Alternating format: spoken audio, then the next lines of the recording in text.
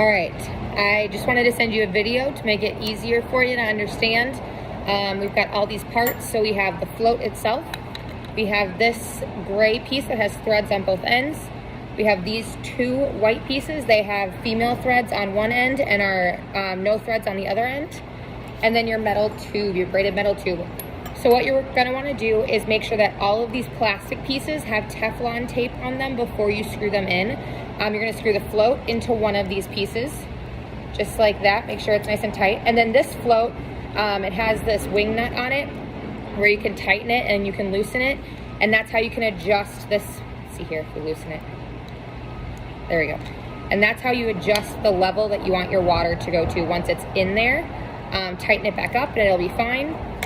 And then, and then you're gonna take your gray piece, once again, also screw that in just like that. And then these two pieces, that hole in the back of your fountain, are gonna go into that hole, doing each other. And then you're going to want to glue around it, use PVC glue, and you're gonna glue those into your fountain. This braided piece is gonna go onto the other gray end here. It is a little bit difficult because it barely fits in there. To be honest, I couldn't get it to work earlier, and I think this is the wrong size pipe, but yours will be the right one.